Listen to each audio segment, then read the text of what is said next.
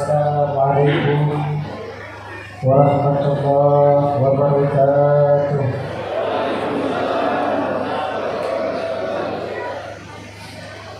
Alhamdulillahi rabbil alamin.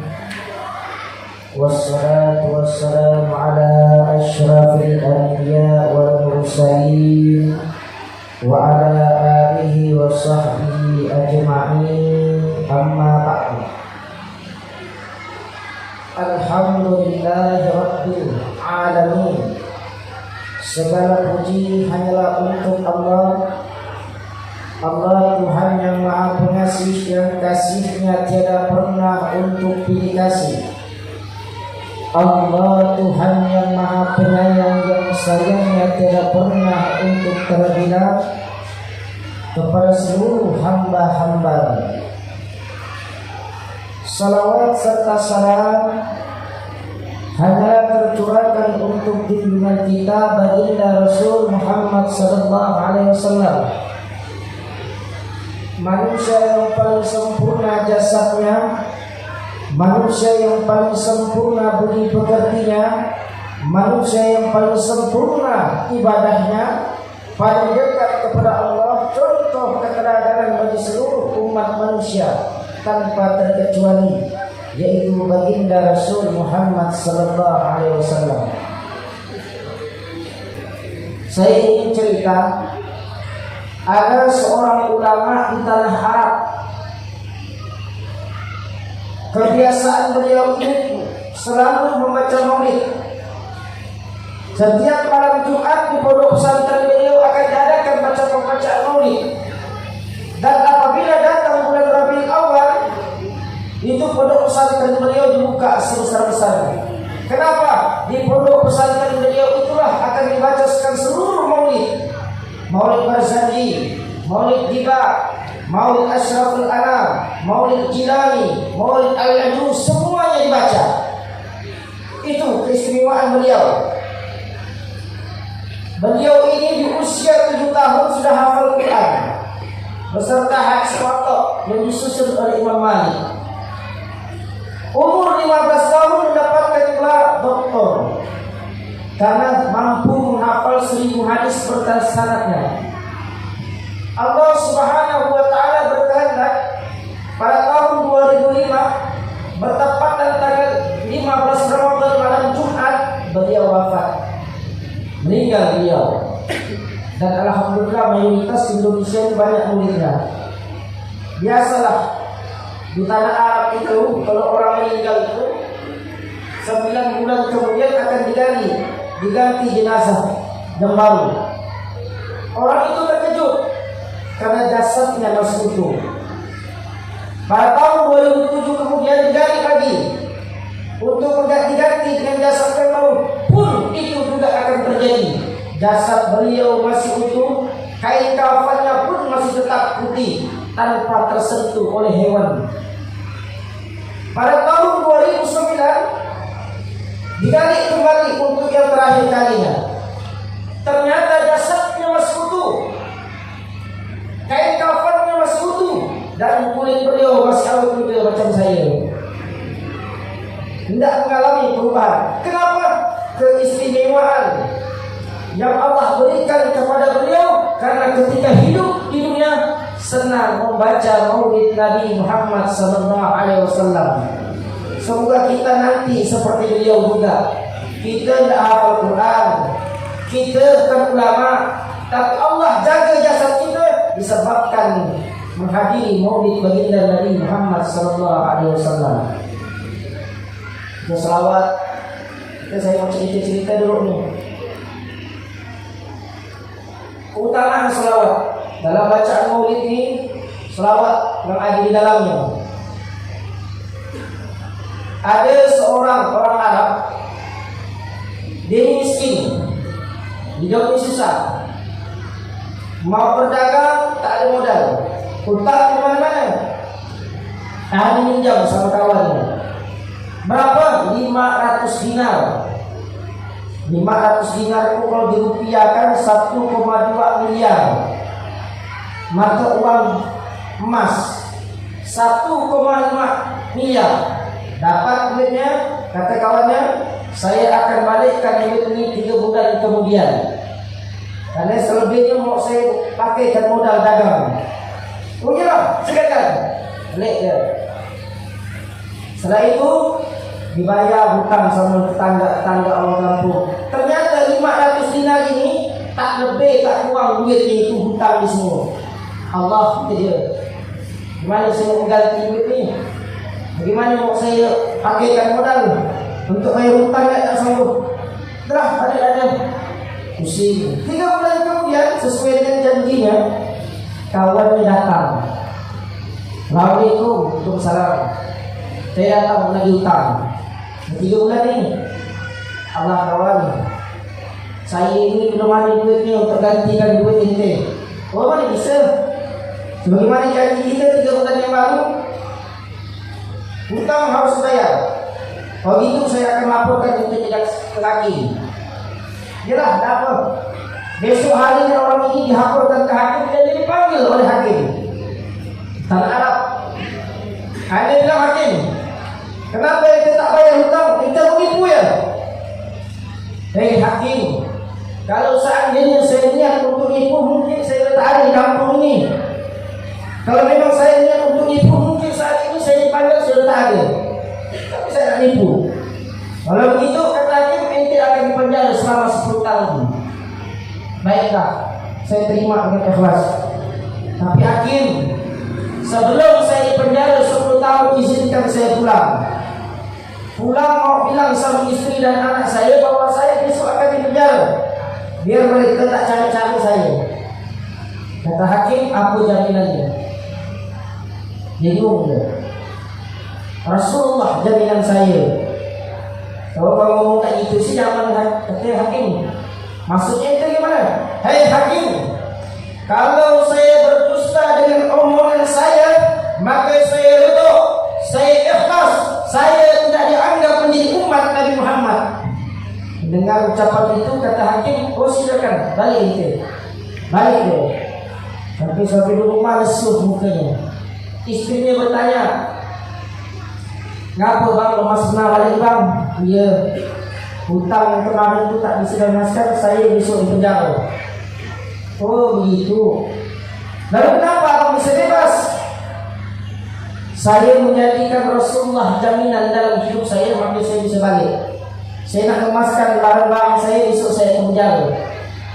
Istrinya istri soleha, mengerti dengan agama. Apa kata istrinya? Wahai abang, karena abang telah menjadikan Rasulullah sebagai jaminan dalam hidup abang, maka setelah sholat maghrib ini, ayo kita berselawat kepada baginda Nabi Muhammad sallallahu alaihi wasallam. Yo, habis sholat maghrib kita berselawat kepada Nabi Muhammad. Habis itu masuk sholat isya, di sholat isya berjamaah. Habis sholat isya di berselawat. Tak ada pakai tasbih, pokoknya dunia duduk selawat. Allahumma shalli ala sayyidina Muhammad wa ala sayyidina Muhammad, Allahumma shalli ala sayyidina Muhammad, sampai mulut kita tertidurlah suami istri. Dalam tertidur ini, si suami bermimpi, mimpi ketemu sang kekasih, yaitu baginda Nabi Muhammad sallallahu alaihi wasallam. Menangis dia, ya Rasulullah, tak ada sesuatu yang paling indah dalam hidup ini kecuali saya mampu bertemu dengan engkau ya Rasulullah. Saya ini dalam keadaan susah ya Rasul. Saya sebentar lagi akan dipenjara, tak mampu bayar hutang. Hati ini rindu.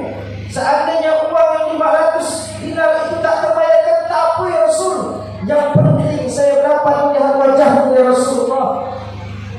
Apa kata Rasul? Dipeluk badan orang itu dengan baginda Nabi Muhammad. Setelah dipeluk, kata Rasul, nanti setelah terbangun dari tidur ente pergilah ke wazir, gubernur. Bilangkan gubernur itu bahwasanya dia gubernur ini setiap hari berselawat kepadaku sebanyak 1000 kali dalam sehari. Subhanallah, gubernurnya orang alim. Semoga anggota dewan kita pun sama dengan gubernur ini, selalu berselawat kepada baginda Nabi Muhammad sallallahu alaihi wasallam. Amin. Dia ini kata Rasulullah, setiap hari berselawat kepada saya sebanyak 1000 kali.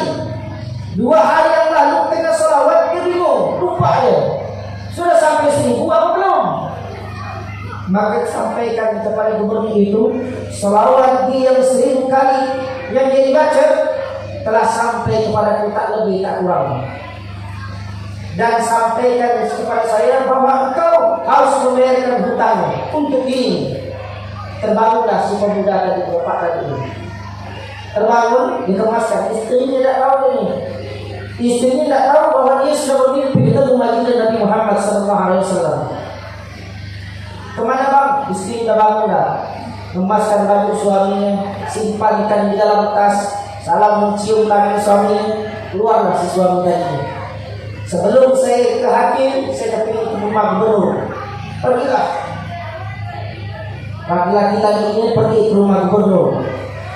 Sampai ke rumah gubernur, hai gubernur. Assalamualaikum gubernur. Waalaikumsalam. Ada apa gubernur? Sesungguhnya tadi malam saya bermimpi ketemu baginda Nabi Muhammad SAW. Bahwasanya dia mengucapkan salam kepadamu, bahwa engkau 2 hari yang lalu berselawat kepadanya dan engkau mengalami kebingungan sampai 1000 kata. Maka beliau mengatakan bahwa selawatmu itu sampai 1000 dan tak lebih tak kurang. Maka gubernur tadi langsung memeluk tubuh pemuda tadi.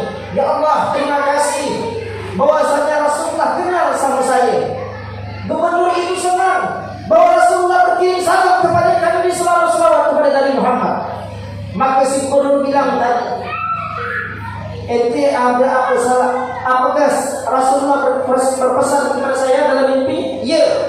Sesungguhnya Rasulullah memberitakan saya kepada kamu bahwa engkau harus membayarkan hutang saya. Maka gubernur bilang, berapa hutangmu? 500 dinar. Maka gubernur masuk ke dalam rumahnya mengambil uang dari Baitul Mal sebanyak 500 dinar. Ini ambil uangnya, bayarkan hutang ente. Dan tunggu, kata gubernur. Diambilkan dari kocik sendiri, dikasih 2.500 dinar sebagai hadiah karena engkau telah menyampaikan berita gembira bahwasanya Rasulullah berkirim salam kepadaku. Masya Allah. Ini gubernur. Kita belum tentu ada orang seperti ini. Saya Pak Iwan, tadi malam saya mimpi ketemu Nabi Muhammad. Nabi Muhammad kirim salam yang ente. Kata Pak Iwan, minta ini. Oh, alasannya ini. Hatinya bersih, yakin dikasihnya 2.500. Pulang mau bayar hutang. Sampai di rumah hakim, Assalamualaikum. Tidak menunggu hakim itu langsung memeluk tubuh tadi. Terkejut dia. Kenapa ya hakim? Tadi malam saya bermimpi ketemu Nabi Muhammad SAW. Sesungguhnya Nabi Muhammad berpesan kepada saya, apabila engkau ya hakim ingin mendapatkan syafaat dariku, mendapatkan kecintaanku, maka lunaskanlah hutang pemuda ini, karena pemuda ini adalah bagian daripada kekasihku. Maka dapat lagi dari 500 dinar. Dari 3.500 dinar itu fadilah keutamaan orang yang membaca salawat. Siapapun yang mengalami kesusahan dalam hidup ini, tidak ada yang tidak tepat kecuali kita sandarkan kepada Allah. Yang nomor 2, mengadulah kepada sang kekasih kita, yaitu baginda Nabi Muhammad SAW. Ustaz itu kan orang Arab. Saya perlu nggak cerita orang Pontianak? Ada nggak orang Pontianak? Tak ada mungkin. Saya belum pernah dapat. Tapi dari kota Banjar ada. Ada orang Banjar bekerja sama dagang sama orang Jawa Timur. Dia dagang 2 alat daging bagi hasil. Sama kawannya orang Jawa Timur ini, nih modal 350 juta. Gunakan dagangnya, ternyata setelah tahun kemudian tak ada hubungannya. Kontak halal, bingung dia. Mana setahun seorang nih? Setahun dah berlalu. Ditelepon nomor yang dikeluarkan kawan. Maka orang di Jawa Timur menghadap seorang Habib. Ya Habib, saya ini punya kawan kerja sama mau kerja sama dagang tekstil, tapi sampai saat ini saya ini Duit yang dikatakan sampai sekarang tak ada beritanya. Berapa banyak kata Habib ini? 350 juta itu. Ente mau kembali ke ente? Mau? Maka Habib itu bilangkan gini, Bapak setiap habis sholat subuh baca selawat ini sebanyak 41 kali. Setiap habis sholat subuh. Namanya salawat busyra. Ini kebetulan orang Bangin ini singgah pondok. Salawat busyra dibacanya. Ternyata tak sampai 30 hari. Padahal Habib itu bilang 41 hari dibaca setelah habis sholat subuh. Habis sholat subuh dibaca. Ternyata tidak sampai 41 hari ini. Orang Jawa tadi yang beli membaca salawat busyra ini, hanya dalam 35 hari saja datang orang yang tadi teman ini yang bawa uang sebanyak 350 juta datang. Terkejut dia, ente, ya, saya datang di sini nak membalikkan duit ente. Ini duit ente 350 juta. Ini duitnya 500 juta, jadi 850 juta. Uang hasil dagangan kita yang kerjasama itu untungnya dapat 1 miliar. 500 untuk saya, 500 juta yang untuk saya. Maaf saya tak dapat nelpon ente karena waktu di pesawat nomor HP saya hilang. Lalu bagaimana ente dapat nomor HP saya? Dari mana ente tahu alamat saya?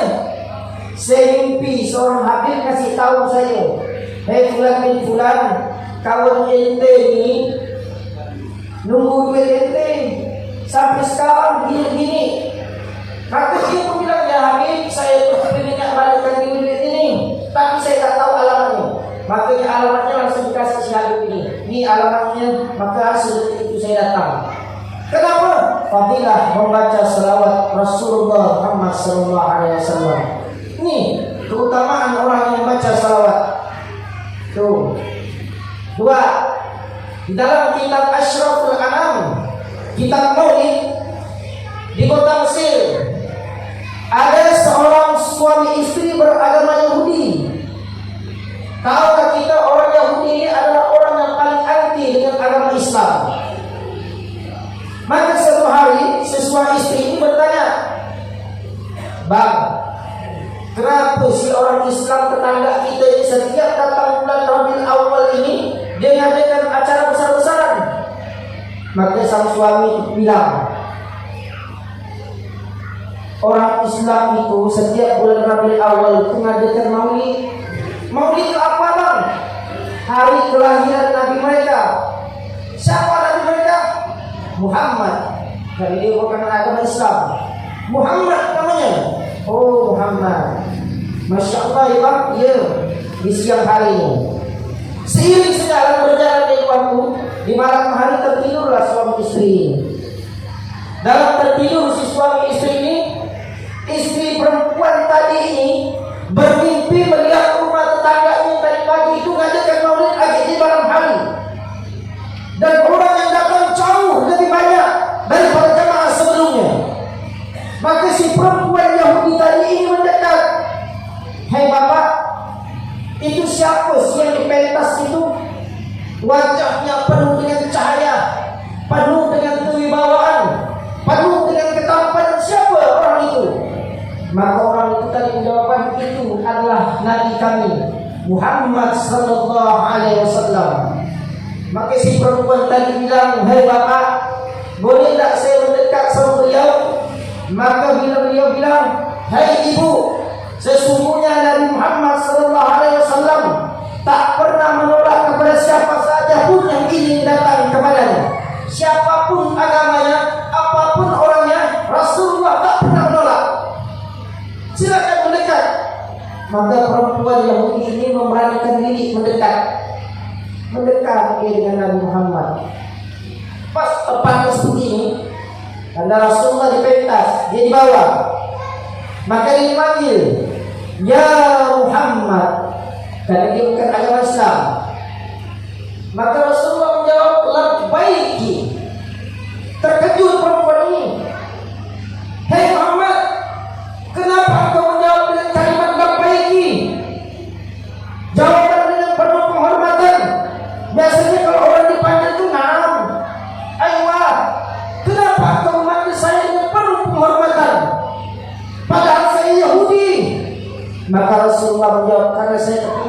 engkau menjadi umatku, karena saya melihat rahmat Allah ada pada diri. Menangis dia karena kemuliaan akhlaknya Nabi Muhammad. Lalu dia bilang, ya Muhammad, maukah engkau ajarkan saya 2 kalimat syahadat? Boleh. Maka si perempuan itu mengatakan, asyhadu an la ilaha illallah wa annaka Muhammadur Rasulullah. Siapapun yang melihat Nabi Muhammad baik dalam mimpi maupun dalam dunia nyata, maka itu adalah kenyataan Nabi Muhammad. Karena syaitan, iblis tidak bisa menyerupai wajah Nabi Muhammad dalam keadaan mimpi. Siapapun seseorang yang sudah pernah melihat Rasulullah, maka orang itu pasti jatuh cinta kepada Nabi Muhammad SAW. Siapapun orangnya. Umar bin Khattab ketika mendengar Rasulullah SAW menyampaikan dakwah, Umar bin Khattab akan membunuh Rasulullah. Maka orang kampung bertanya, hai Umar, engkau mau kemana? Saya datang untuk membunuh Muhammad, karena Muhammad telah menghina Tuhan-Tuhan kita, Lata, Uzza dan Manan. Maka beliau orang kampung menjawab, kenapa kau nak membunuh Muhammad? Adik kandungmu Fatimah bintu Khattab masuk Islam. Mendengar anak adiknya Fatimah masuk Islam, tambah emosi Umar bin Khattab. Pulang ke rumah, ditendangnya pintu, terkejut Fatimah. Hei Fatimah, yang betul masuk Islam? Iya. Siapa yang mengajarkan kau? Muhammad sallallahu alaihi wasallam. Kemana dia sekarang? Mau kau apakan? Akan aku tebas batang lehernya. Tak usah, saya tak tahu. Tidak bisa tunjukkan saya. Baiklah. Kekasihku Rasulullah Muhammad SAW sedang berkumpul di Darul Arqam. Maka Sayyidina Umar bin Khattab dengan bergegas menunggang kuda dengan kecepatan menuju Darul Arqam, menendang pintu dengan kerasnya, kebekas pintu. Sahabat semua menghujamkan pedang. Namun tatkala Umar bin Khattab melihat tepat Rasulullah menoleh ke pintu, Rasulullah melihat wajah Sayyidina Umar bin Khattab, dan Umar bin Khattab pun tepat melihat wajah Nabi Muhammad yang mulia, yang tadinya menghujamkan pedang ingin membunuh Nabi Muhammad SAW. Terlepas pedang ini dari tangannya, berlutut bersujud di hadapan Nabi Muhammad. Kenapa? Mata saling berhadapan mata. Sayyidina Umar melihat wajah Rasulullah yang mulia, dan wajah yang mulia ini melihat wajah Nabi Sayyidina Umar. Maka Umar bin Khattab memegang lutut Nabi Muhammad yang tadinya hendak membunuh, lalu berkata, ya Muhammad, ishhadu, saksikanlah, asyhadu an la ilaha illallah wa asyhadu anna Muhammadur Rasulullah. Masuk Islam Sayyidina Umar bin Khattab tanpa ada perlawanan. Keagungan, kewibawaan Nabi Muhammad SAW.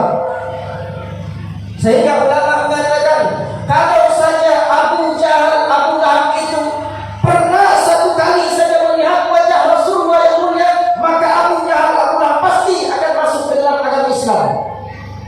Kenapa dia tak masuk agama Islam? Kenapa dia tak pernah mencintai Nabi Muhammad? Karena setiap mendengar Nabi Muhammad akan lewat ke depannya, dia mendongkakkan kemalangan. Nabi Muhammad, Nabi Muhammad. Tak pernah dia berkata Nabi Muhammad. Tapi ingat, Abu Jahal memang memusuhi Nabi Muhammad. Abu Jahal memang benci dengan Nabi Muhammad. Tapi Allah berikan keistimewaan Abu Jahal, yang divonis masuk neraka kekal abadi dan takkan pernah keluar dari neraka. Tapi setiap hari Senin dia diliburkan dari sisa neraka. Orang bermimpi, hei Abu Jahal, apa yang kau dapati dari hasil membenci Rasulullah? Maka Abu Jahal menjawab, saya memang di neraka, saya disisa kekal abadi. Namun Allah memberikan keistimewaan kepada saya bahwa setiap hari Senin saya dibebaskan dari api neraka. Saya tak disisa. Nah, kenapa seperti itu? Karena saya pernah bergembira atas kelahiran keponakanku Muhammad, dan aku bebaskan pembantuku, budakku bernama Suwaibatul Aslamnya, dan aku bebaskan karena dia menyampaikan berita gembira atas kelahiran keponakanku dari Muhammad. Orang kafir bernama Abu Jahal diliburkan dari siksa neraka karena pernah bergembira atas kelahiran Nabi Muhammad. Lalu bagaimana kita yang beriman? Lalu bagaimana kita ini mengaku umat Nabi Muhammad? Maka pasti akan terhindar dari siksa neraka. Allahumma shalli ala sayyidina Muhammad. Ini keutamaan dari para salawat, keutamaan menjadikan Rasulullah sebagai idola. Lalu bagaimana kepribadian Nabi Muhammad? Rasulullah itu dari sejak kecil sudah tidak pernah mengenal ayahnya. Kalau kita ini pernah ketemu bapak, kita pernah manggil bapak kita bapak, wahai ayah, wahai mak, bapak. Tapi Rasulullah 6 bulan dalam kandungan sudah ditinggal ayah tercinta Abdullah. Karena Abdullah itu meninggal dalam perjalanan. Sehingga Abdullah itu suatu hari dari Mekah ke Madinah ingin ziarah kepada keluarga-keluarganya, karena ibunya, neneknya Rasulullah itu dari Bani Najjar, orang Madinah. Pulang dari Madinah, tengah jalan sakit Sayyidina Abdullah, meninggal tengah jalan. Tidak sempat bertemu dengan Nabi Muhammad.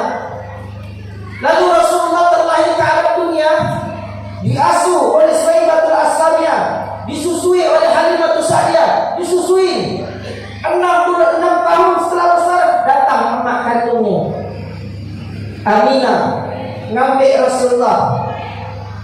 Hai Halimah, saya mengambil Muhammad anakku.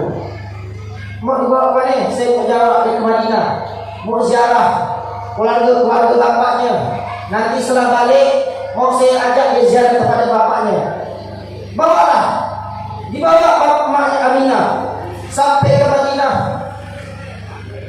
300 km perjalanan pakai onta. Kira-kira 300 km dari mana lah. Bapak tahu semua. 300 km pakai onta, ditemani oleh Ummu Aiman. Sampai di sana temu keluarga. Ya Muhammad, ini keluarga bapakmu. Sampailah di kuburan bapaknya dengan perjalanan. Ini bapakmu nak, kuburan bapakmu. Oke. 150 km dari perjalanan, ibunya Aminah meninggal dunia. Perjalanan begitu singkat, Rasulullah bertemu dengan ibunya. Hanya beberapa hari bertemu dengan emaknya, meninggal emaknya. Tinggallah Rasulullah berdua dengan Ummu Aiman. Kata Ummu Aiman, ayah ya Muhammad, gali kuburan, gali. Belum ada syariat Islam, tidak ada namanya kain kafan, belum ada sholat, digali kuburan. Digali umur 6 tahun sudah menggali kuburan untuk ibunya sendiri, baru bertemu sekian singkat, tinggal jadi yatim piatu. Diambil sampai ke rumahnya Abdul Muttalib, gedor pintu, mana Aminah anakku? Tidak ada, kata Ummu Aiman. Kenapa? Meninggal dalam perjalanan. Menoleh kakek tercinta yang melihat, ya Rasulullah Muhammad, alangkah sedihnya hidupmu. Di usia yang begitu belia, kau sudah ditinggal oleh ayah, ibumu. Pertemuannya begitu singkat. 2 tahun diasuh kakeknya, diambil pamannya. Pamannya orang miskin, tak ada duit. Akhirnya Rasulullah mengeluarkan kambing untuk orang terdekat untuk nyambung hidup. Nah, di usia begitu 9 tahun diajak berdagang ke Syam, Suriah. Sampai di kota Basra, ketemu pendeta bernama Buhairah. Dipanggil, ayah Abu Talib sini, Ustaz rombongan sini, makan sama saya. Diajak makan. Tengok, lihat ke atas. Mana kepala rombongannya? Ini saya kepala rombongan. Saya tak ada yang perlu sama kita ini. Saya perlu orang yang sana. Oh, sana itu dia jaga barang dagangan. Tidak, bawa sini, dipanggil. Oh, dilihatnya pendeta ini. Hai Abu Talib, ini siapa? Anak saya. Tidak, ini bukan anak inti. Dari mana kau tahu? Ini dari badannya ada tanda-tanda kenabian. Dimanapun dia berjalan akan dinaungi awan. Di bawah bahunya ada tanda-tanda kenabian. Dia pasti Rasulullah harus bawa pulang. Kalau seandainya orang-orang Yahudi tahu dia telah terlahir, dia akan dibunuh. Umur 6 tahun sudah terancam akan dibunuh. Kita umur 6 tahun hidup enak. Kita umur 6 tahun kasih mak bapak kita makan. Rasulullah sudah yatim piatu, 6 tahun sudah diancam akan dibunuh. Manusia macam apa kita kalau tidak bersyukur atas kelahiran Nabi Muhammad? Mana rasa cinta kita kepada Rasulullah? Rasulullah sudah dari sejak kecil sudah diancam akan dibunuh. Umur 6 tahun sudah dilindungi bahkan pamannya. Ayo balik, dijaga. Saking sayangnya paman Nabi Muhammad ini. Apa rahsianya Nabi Muhammad? Saya ceritakan sedikit-sedikit biar kita paham. Paman Nabi Muhammad ini miskin. Tapi ingat, ketika dia bercerita, saya ini orang tak mampu. Ketika saya sebelum mengasuh keponakan itu Muhammad, makan ini selalu kurang. Kalau ada nasi satu nampan, maka kalau di pagi hari makan, siang malam saya tak makan. Makanya harus bagi untuk makan pagi, siang tak usah makan, di malam makan.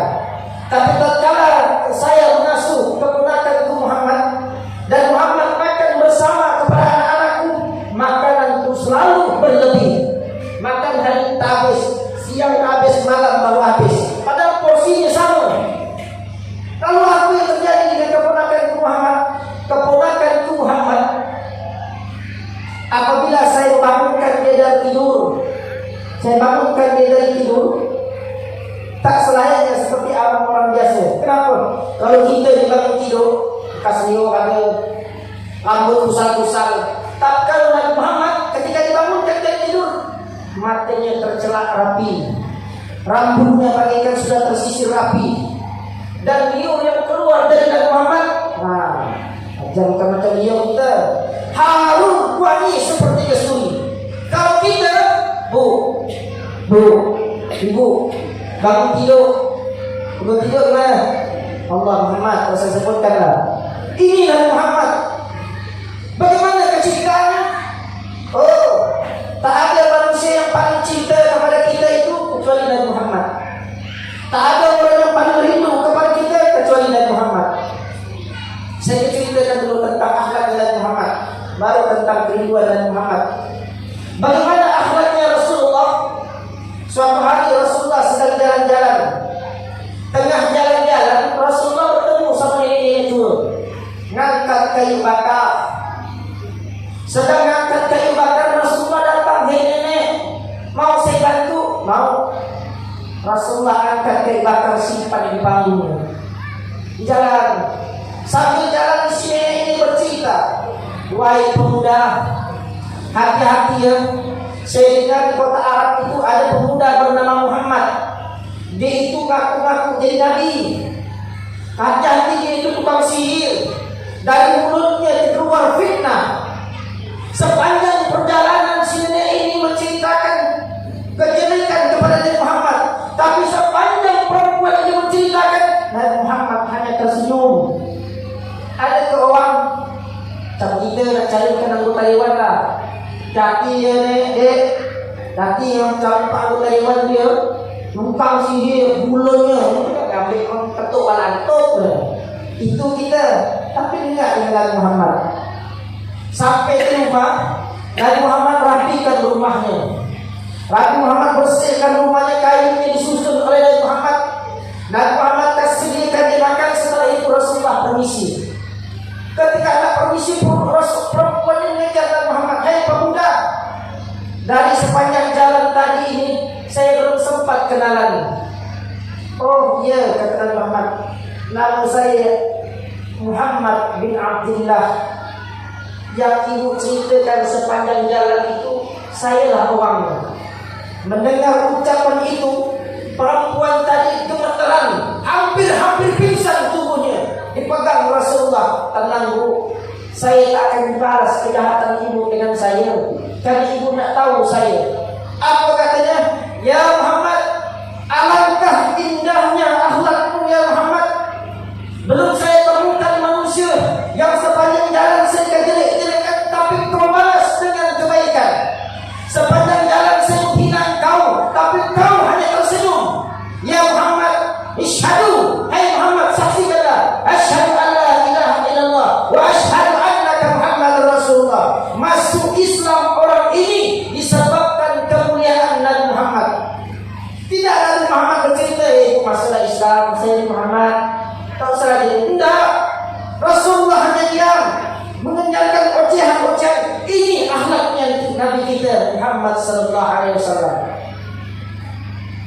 awal-awal diangkat jadi nabi, awal-awal diangkat jadi nabi.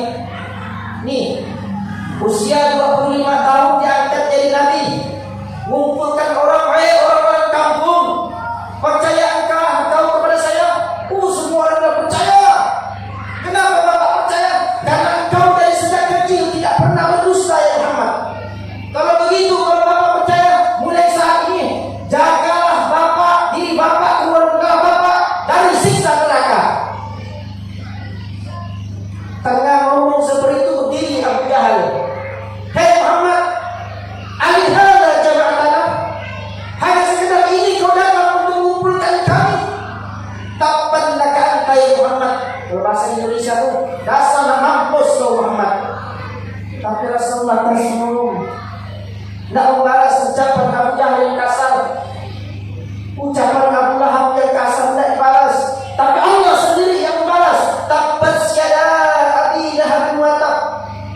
Usia 25 tahun diangkat jadi nabi, bukan mendapatkan penghormatan, bukan mendapatkan pertolongan, bukan mendapatkan dukungan dari paman, tapi mendapatkan permusuhan langsung dari pamannya. Rasulullah senyum. Awal dari itulah, pertama diangkat jadi nabi, mau sholat setiap hari mau lewat rumah orang Arab tuh selalu buat tingkat, ada 2 tingkat dan daerahnya panas, jadi kalau paling bawah sejuk. Jadi setiap Rasulullah mau lewat rumah ini, Rasulullah itu diludahi. Dan orang itu, menurut kitab Rasulullah yang dijelaskan, si kafir Quraisy ini mengambil kotoran unta, dijemur. Setelah dijemur, dijadikan tepung. Ini setiap Nabi Muhammad lewat depan rumah, tepung itu, tepung yang terbuat dari kotoran unta, penuh tubuh Nabi Muhammad yang mulia dengan tepung yang terbuat dari kotoran. Sahabat sekira Sayyidina Abu Bakar bersihkan, ayo sholat. Sedang sholat digantung leher Nabi dengan kotoran unta yang masih basah, yang masih bau. Sayyidina Abu Bakar bersihkan, angkat. Sehari 2 hari. Ada kita orang yang sanggup seperti ini? Tengah sholat digantung dengan kotoran unta, kotoran sapi. Ada kita yang sanggup seperti ini setiap jalan ditempel dengan kotoran mekaat? Tapi tidak dengan Nabi Muhammad seperti ilah kita. 10 hari berlalu, Rasulullah cari, ya Abu Bakar, mana orang yang setiap hari ganggu kita ini? Ketika Abu Bakar bilang, tidak tahu ya Rasulullah. Jangan-jangan dia sakit. Mendengar jangan dia sakit. Nabi Muhammad mendengar jangan-jangan dia sakit. Rasulullah langsung memutar balikkan badannya, pulang ke rumah. Ya Khadijah, adakah makanan yang dapat saya ambil? Ada ya Rasul, ini sekeranya runtok. Runtok itu kurma yang masih basah. Bawa, paling mahal kurma itu. Biasa kita makan ini tamar, kurma yang udah kering. Kalau dimakan runtoknya seperti anggur, masih basah. Bawa Rasulullah sekeranjang runtok. Dibawakan Rasulullah sebotol air zam-zam.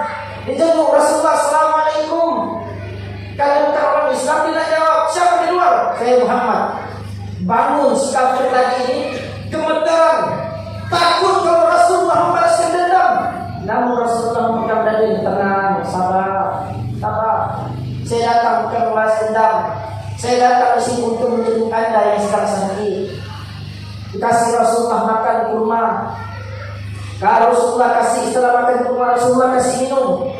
Rasulullah doakan atas kesembuhannya.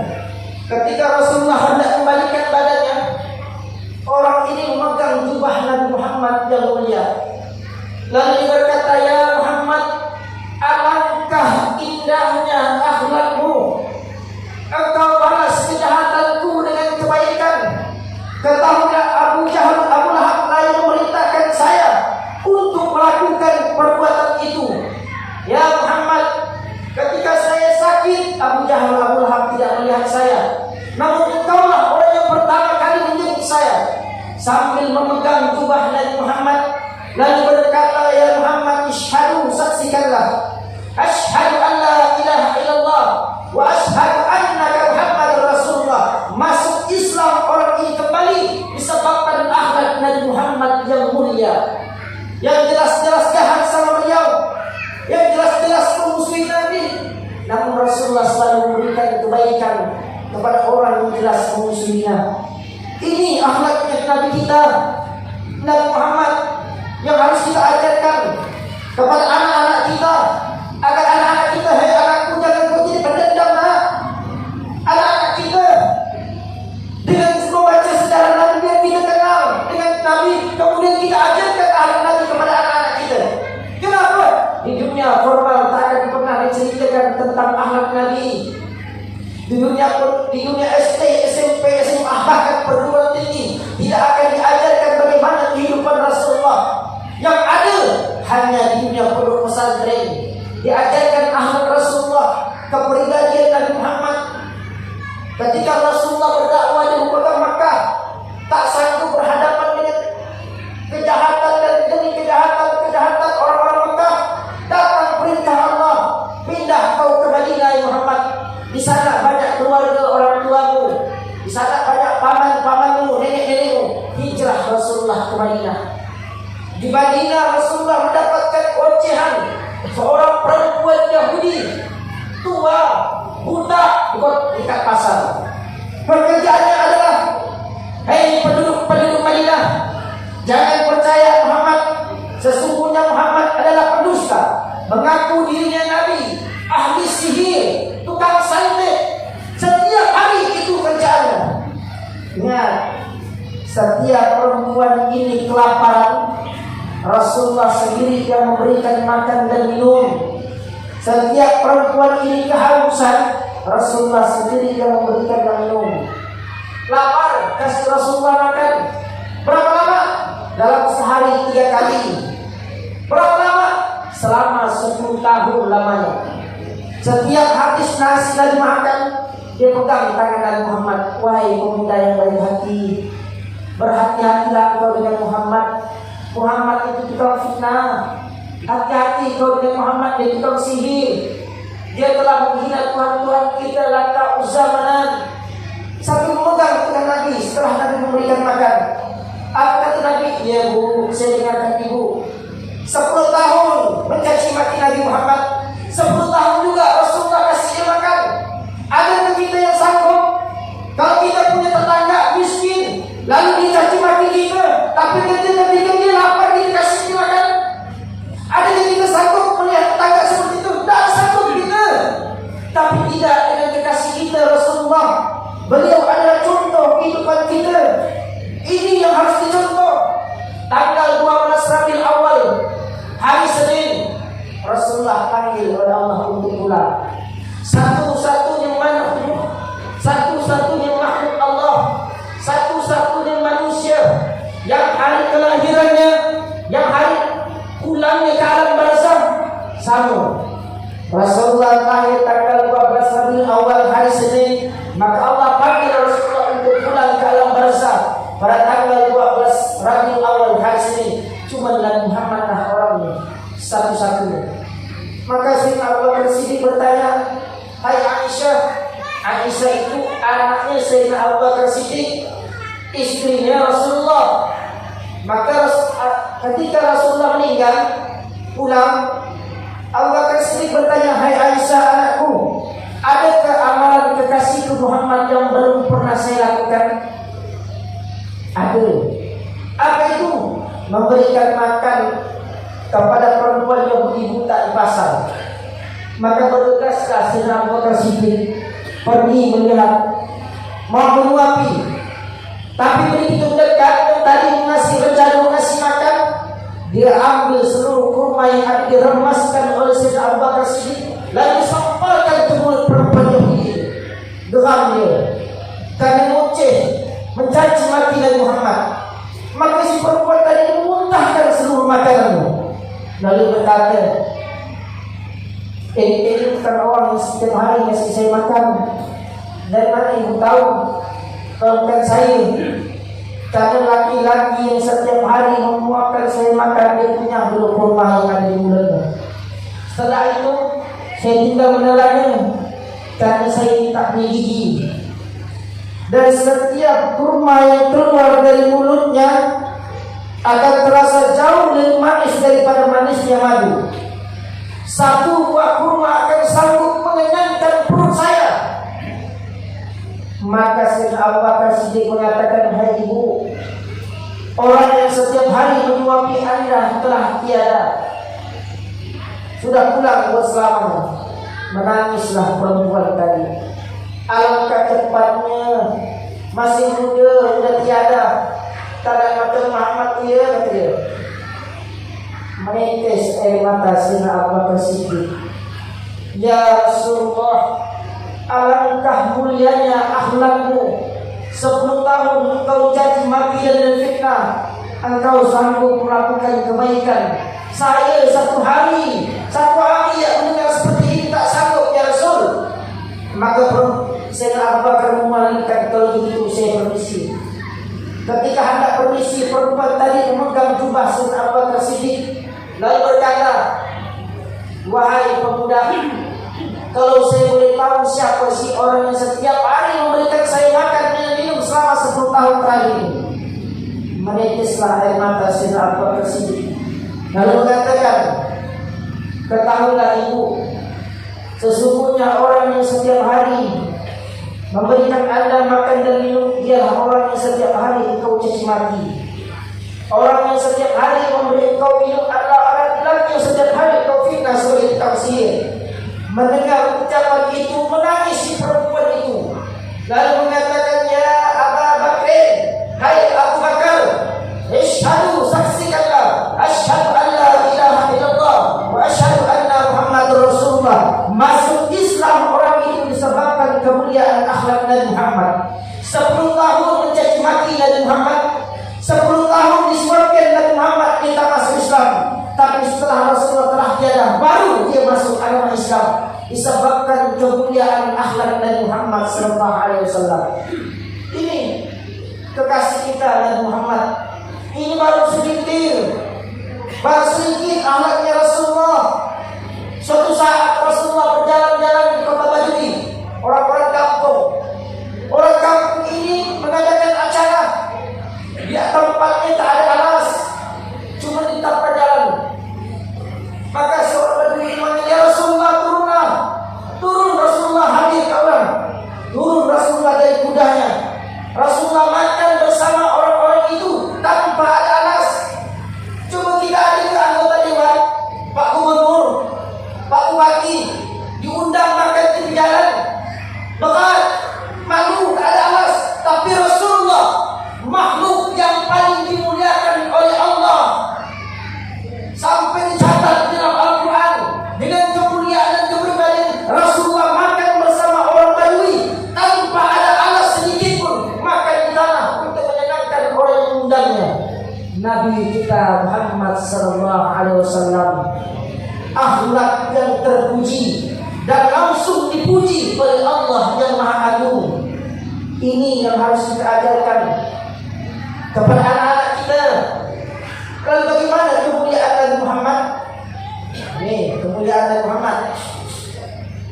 Ada seorang sahabat nikah sahabiah.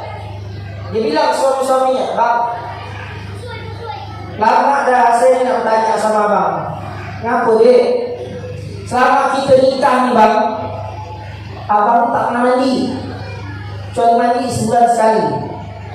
Dia ada seorang sahabat tak pernah mandi kecuali sebulan sekali. Kalau habis gotong royong untuk buat mandi, dia bu, mau tak punya laki sebulan sekali mandi? Mau? Oh, mesti mau. Macam ini tapi yang saya ceritakan. Sahabat Nabi ini tak pernah mandi kecuali sebulan sekali.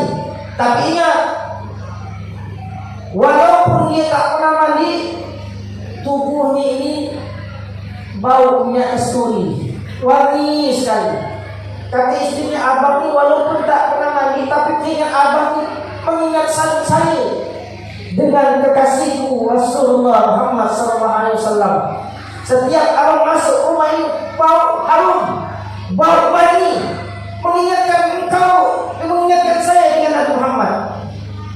Maka sesuatu tadi menjawab, inilah alasannya kenapa saya jangan mandi. Saya sayang dengan keringat saya. Kenapa alasannya bang? Dulu ketika saya masih kecil, saya itu terkena penyakit kusta. Penyakit kusta itu kalau kena air, bau amis. Kalau dia kering, berkapu-kapu, sehingga sedikit sama warna dan kek. Maka saya sama bapak saya dibawa ke Rasulullah. Ya Rasulullah, anak saya ini terkena penyakit kusta. Tolonglah doakan biar sembuh. Maka Rasulullah baca Bismillahirrahmanirrahim. Rasulullah mudah tangannya. Diusapkan Nabi seluruh tubuhnya dengan penuh dengan liur Nabi. Maka seketika itu juga sembuh total. Sejak terkena liur Nabi Muhammad inilah tubuh saya mengeluarkan minyak kasturi. Bu, coba kasih dia ibu. Bu, mau kasih dia ibu. Insya Allah tambah pahala. Itu liurnya Nabi Muhammad. Tuh, keringatnya Nabi Muhammad. Sahabat itu sahabat. Kalau Rasulullah berwudu itu sahabat akan mengelilingi Nabi Muhammad. Kenapa? Ingin rebutan untuk mengambil air bekas wudhunya Nabi Muhammad. Kenapa? Karena air yang bekas terkena dengan tubuh Nabi Muhammad seketika itu akan berubah menjadi wangi. Jambi. Ingat Rasulullah wangi. Jambi. Ingat kita. Ada yang memasang, ada yang wangi, ada yang ini. Itu keringat kita. Keringat Nabi Muhammad. Nah, harum wangi. Itulah Nabi Muhammad, manusia. Makanya Rasulullah itu basyarun la kal basyar, manusia memang, tapi jangan disamakan dengan manusia yang lainnya. Kita ini tidur, Rasulullah juga tidur, tapi tidurnya Nabi, matanya tidak tidur, tapi hatinya selalu terikat dengan Allah. Kita kalau tidur, bangun tak bangun penuh bantal dengan inovasi. Tahu? Itu kita. Ini manusia istimewaan Nabi Muhammad SAW yang tidak Allah berikan kepada manusia-manusia lainnya kecuali hanya Nabi Muhammad SAW. Lalu bagaimana cintanya Nabi Muhammad kepada kita? Ketahuilah, tak ada manusia yang paling mencintai kita di dunia ini kecuali Rasulullah. Rasulullah sangat mencintai kita melebihi orang tua kita mencintai kita. Tak ada manusia di dunia alam jagat raya ini yang menginginkan umatnya masuk surga semuanya kecuali Rasulullah. Tatkala Rasulullah keluar dari rahim ibunya, karena Rasulullah kharaja min batni ummihi, adalah Rasulullah keluar dari perut ibunya, wala min farji ummihi, dan Rasulullah tidak keluar dari kehormatan ibunya. Kita di sini yang hadir ini, dari saya sampai ke belakang semuanya keluar dari kemaluan mak kita. Tapi tidak dengan Nabi Muhammad. Rasulullah keluar dari perut ibunya sajidan, dalam keadaan sujud. Dalam keadaan sujud itulah Rasulullah mengatakan ummati, ummati, ummati. Keluar dari perut ibunya mengucapkan umatku, umatku, umatku. Cintanya Nabi Muhammad kepada kita umat. Baru lahir ke alam dunia, umatnya disebutnya. Lalu Rasulullah beliau mengatakan, karena keagungan dan kemuliaan Nabi Muhammad lah seluruh ayat kita ini ditutup oleh Allah. Tidak seperti nabi-nabi sebelumnya, ayat itu ada yang terbuka umatnya. Ada sebagian nabi itu kalau umat melakukan maksiat, maka di rumahnya tertulis fulan bin fulan habis melakukan maksiat. Ada sebagian nabi umatnya itu kalau habis melakukan maksiat, katanya tertulis fulan bin fulan habis melakukan maksiat. Tapi Nabi minta kepada Allah, sebagai dia mengatakan, Nabi minta agar Allah menutup seluruh ayat kita ini. Ini saya yang berdiri di sini, ibu bapak sini, itu kita bisa duduk nyaman, kita saling tegur sapa karena kemuliaan Nabi Muhammad. Nabi Muhammad kepingin aib kita, aurat kita semua ditutup oleh Allah. Satu saja doa Nabi Muhammad ini, kemuliaan Nabi Muhammad sampai di sini kita belum bisa membalas kebaikan Nabi Muhammad.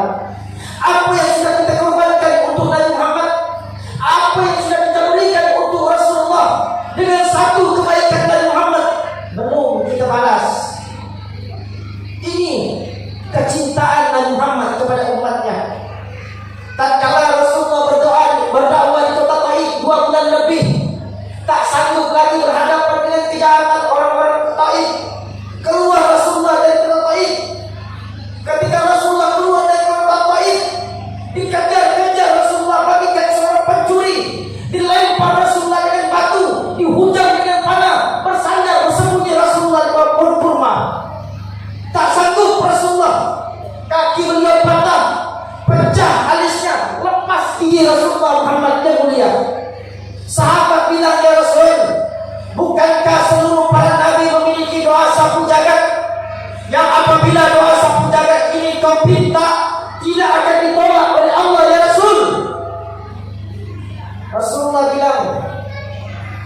Untuk apa?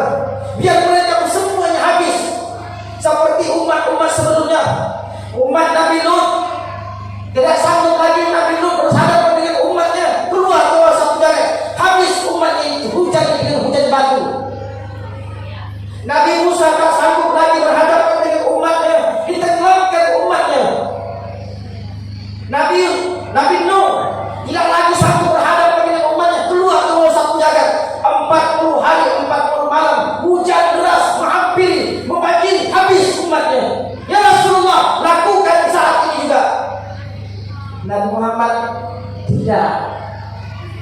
Doa ini akan saya simpan nanti di akhir kiamat nanti. Akan saya panjatkan doa ini sebagai syafaatul uzma untuk menyelamatkan umatku sehingga tidak ada satu lagi umatku yang masuk ke dalam neraka. Siapa yang dipikirkan Nabi Muhammad? Kita ini. Rasulullah tidak bilang untuk sahabatku, Rasulullah tidak bilang untuk anak-anakku, tapi kita umatnya yang paling banyak dosa ini. Rasulullah cinta kita. Ini sahabatnya Nabi Muhammad. Tatkala Rasulullah sakratul maut, nazar turun malaikat. Rasulullah bertanya, "Hai Jibril, adakah berita gembira untuk saya?" Tak tahu Rasulullah. Belum ada. Ternyata tak lama kemudian ya Rasulullah, ada berita gembira untukmu. Apa itu? Bahwasanya Allah haramkan surga kepada para nabi-nabi dan beserta umatnya kecuali engkau ya Muhammad masuk surga terlebih dahulu beserta engkau dan umatmu. Senyum Rasulullah mendengar umatnya akan masuk surga terlebih dahulu bersama daripada umat-umatnya. Setelah itu dicabut ruh Rasulullah. Setelah dicabut Rasulullah sakit sakratul maut. Paling ringannya sakratul maut itu kalau kuku kita dicabut satu-satu. Bu, kalau ibu kepingin merasakan sakratul maut, nanti balik rumah ini suruh suami cabut kuku ibu satu-satu. Satu sampai 20 jam. Itu paling ringannya sakratul maut. Maka Rasulullah bilang, "Hai malaikat maut, ini sakitnya sakratul maut." Ya Rasul, engkaulah makhluk Allah yang paling ringankan Allah sakitnya sakratul maut. Rasulullah paling ringannya sakratul maut ini Rasulullah merasakan sakitnya. Kalau begitu ya Jibril, sampaikan doa saya kepada Allah bahwa sakitnya sakratul maut dari kalangan umatku sampai hari kiamat nanti saya yang tanggung. Tidak dikabulkan Allah. Tak usah kasih setengah. 50% sakitnya sakratul maut ditanggung Nabi Muhammad semua. 50% nanti kita alami. Saking cinta Nabi itu. Siapa itu? Kita itu umatmu. Sayang Nabi Muhammad. Dan Muhammad tak mau kita sakit sakratul maut. Maka jangan heran ada orang yang senyum meninggalnya. Jangan gembira. Itu karena sudah ditanggung oleh Nabi Muhammad. Ada orang yang wafatnya nyaman. Itu sudah ditanggung oleh Nabi Muhammad. Lalu apa balasan kita untuk Nabi Muhammad? Apa perjuangan kita untuk Rasulullah yang telah menanggung sakitnya sakratul maut, menanggung sakitnya dari gangguan orang kafir? Inikah perjuangan kita untuk Nabi Muhammad? Belum ada. Rasulullah pernah ditawarkan, "Hei Muhammad, kalau kau mau gunung Jabal Uhud itu dijadikan gunung, anak-anak muda keturunan akan dijadikan raja, akan dikabulkan." Rasulullah bilang, "Ya Allah, saya tidak rela satu saja umat saya masuk ke dalam neraka, itu sudah cukup bagi saya." Tak mau Rasulullah satu ya kita masuk ke dalam neraka. Tapi kenapa amal perbuatan kita mengantarkan kita ke dalam neraka? Bantu Nabi Muhammad dengan cara memperbanyak salawat kepadanya. Bantu Nabi Muhammad dengan menjauhi maksiat. Dan kala nanti di hari kiamat, seluruh para nabi semuanya berada di dalam surga. Seluruh para nabi duduk di singgasananya kecuali satu makhluk Allah. Tunggang pulang balik, tak tenang hidupnya. Seluruh para nabi, Nabi Muhammad ditegur, "Ya Muhammad, tak senang ke dalam surga?" "Senang ya Allah." Lebih ya Allah. Kau tidak lihat seluruh para nabi semuanya duduk di sebelah sananya? Iya ya Allah. Tapi kenapa engkau semacam orang tak senang? Ya Allah, saya lihat di padang mahsyar umat saya ini sedang gelisah ya Allah. Tak tenang hidup saya ya Allah. Maka Allah bilang kalau begitu keluar engkau Muhammad. Keluar dari Muhammad dari surga. Lalu Allah bilang sujud ya Muhammad. Muhammad, ini bukan tempat sujud. Irfa' ra'sak. Muhammad, angkat kepalamu. Lalu Nabi Muhammad bangun. Kalau apa yang kau inginkan? Ya Allah, saya kepingin memberikan syafaat kepada umatku. Kalau begitu kata Allah, berikan syafaat kepada umatmu. Barulah Nabi Muhammad senang. Satu umatnya diberikan syafaat pertolongan. Syafaat itu diberikan kepada orang yang di dunianya sangat pernah melakukan ibadah. Saya baca Qurannya rajin. Habis baca Quran ngomongkan orang. Itu nama 50-50. Sedekahnya rajin.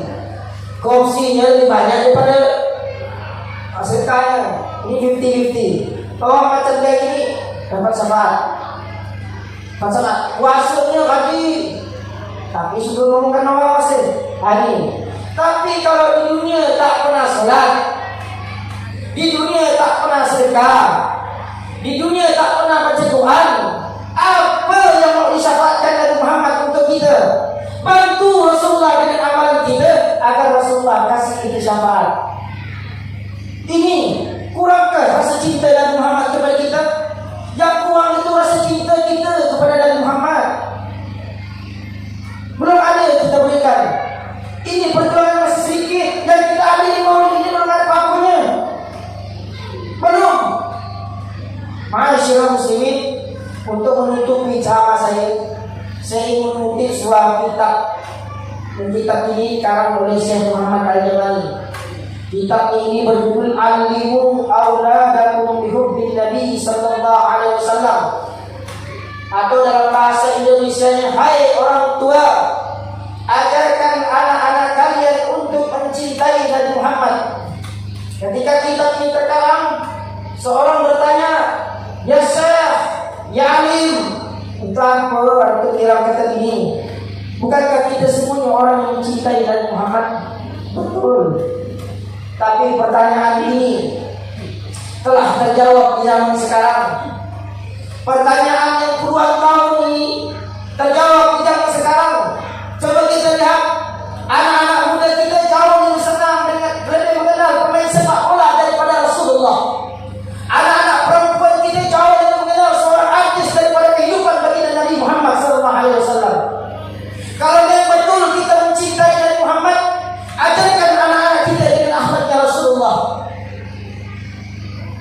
Hai ibu, hai bapak, kalau siapa saja orang tua yang sudah mengajarkan anaknya dengan akhlaknya Rasulullah, siapa saja orang tua yang telah mengajarkan anaknya dengan ilmunya Nabi Muhammad, lalu anak itu mencintai Nabi Muhammad, maka jaminannya hanya satu, maka pasti anak itu akan berbakti kepada mak bapaknya. Kenapa kita punya anak tidak akan berbakti kepada kita? Kenapa kita punya anak yang bangkang? Karena kita tak pernah ajarkan akhlak Nabi Muhammad kepada anak-anak kita. Coba yang punya anak saat ini, yang punya cucu saat ini, tak kala datang hari raya Idul Fitri, adakah anak-anak kita cium kaki kita? Adakah kita yang orang tua pernah anak kita basuh kaki kita? Lalu dengan air basuhan itu dia mandi dengan basuhan kita? Tak ada. Kenapa tidak ada? Karena kita tak ajarkan anak-anak kita dengan ilmunya Nabi Muhammad SAW. Ada baru-baru saat ini, ada orang tua punya anak setiga. Dari tiga anak ini diberikan kekayaan. Tak kala orang tuanya sudah tua, tak ada tiga orang ini sanggup mendidik, menanggung kehidupan umatnya. Lalu dilemparkan orang tua di panti jompo karena dia sibuk dengan pekerjaan. Inikah hasil pendidikan kita? Inikah hasil S1 kita? Inikah hasil daripada S2? Dengan S2 ini tidak bisa merawat orang tuanya di hari-hari akhir. Orang tua kita sudah besarkan kotoran kita. Orang tua kita sudah mandikan kita. Setiap hari memasukkan mencebokkan kita. Tapi setelah kita tua,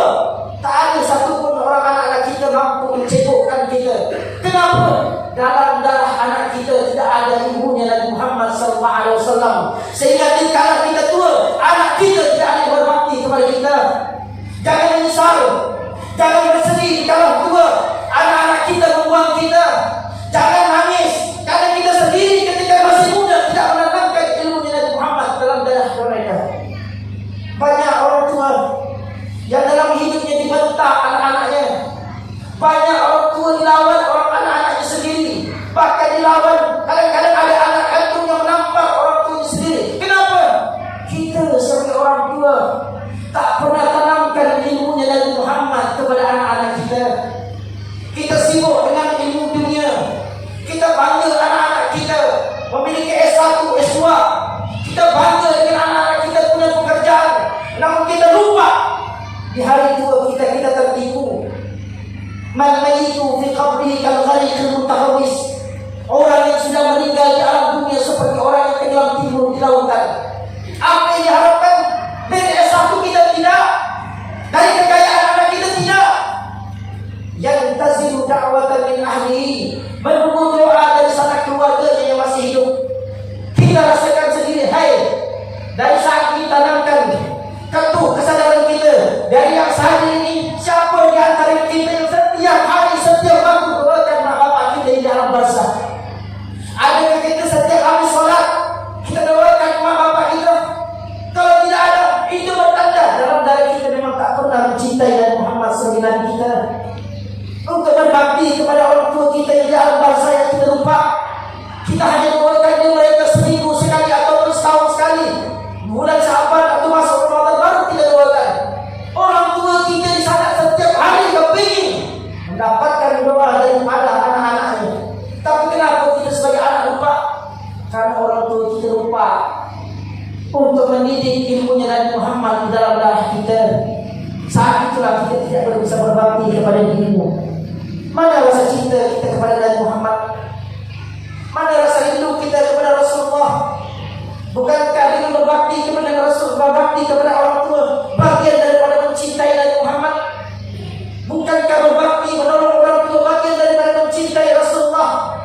Tapi mana di antara kita yang sanggup berbakti kepada mak bapak kita? Adakah kita setiap hari cium tangan kita, cium kaki mak bapak kita? Susah, berat, syukur-syukur setahun sekali. Itu pun kalau memang ada. Ini tanamkan, lakukan ini untuk menyenangkan hati Nabi Muhammad SAW. Banyak zaman sekarang tak sanggup lagi ngasuh rumahnya, diracun orang tua sendiri, disuntiknya pelan-pelan biar mati. Ini terjadi. Tonton TV itu, terkali saya pemerintah, semuanya kejadian itu. Tahun 2019 yang lalu, nih mungkin di kampung tak ada, tapi di kota banyak. Ulama di Jawa mengadakan penelitian. Apa yang mereka teliti tentang keperawanan perempuan dari tingkat SMP, SMA, perguruan tinggi. Hasilnya sangat mengejutkan. 78% pada tahun 2019 yang lalu, 78% anak-anak perawan kita sudah banyak tak perawan. Anak-anak gadis kita sudah banyak tak perawan dan tingkat SMP, SMA, perguruan tinggi. Kenapa mereka sudah tak perawan? 78% berat, bukan jumlah yang sedikit, ini jumlah yang banyak. Mereka melakukan hubungan intim pada mereka belum menikah. Mereka berpacaran. Kenapa? Karena mereka tak pernah mengajarkan. Karena anak-anak kita tak pernah merasakan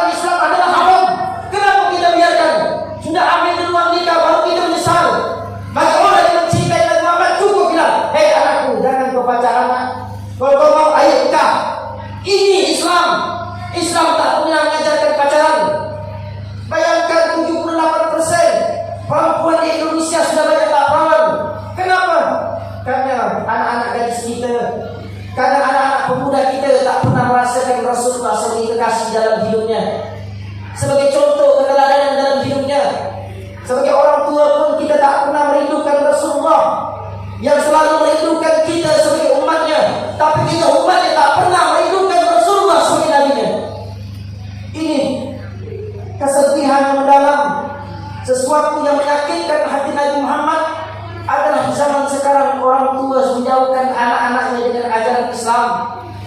Coba di zaman sekarang, adakah di antara orang tua, "Hai anak-anakku, matikan HP nak, ayo ke masjid. Jangan kau balik ke masjid kecuali habis sholat isya. Ayo ke masjid dari sholat maghrib." Ada. "Hai anakku, matikan TV nak, matikan TV nak. Ayo ke masjid, tinggalkan HP-mu." Masjid kita kosong dari remaja, masjid kita kosong dari pemudi karena anak-anak kita disibukkan dengan HP. HP itulah yang jadikan racunnya. Itu racunnya orang-orang Eropa, racun orang-orang kafir untuk menjauhkan pemuda kita dari agama Islam. Apa yang ada di HP anak-anak kita, kita tidak tahu. Adakah kita pernah koleksi HP anak-anak kita? Apa yang ada dalam HP anak kita, kita tak pernah tahu.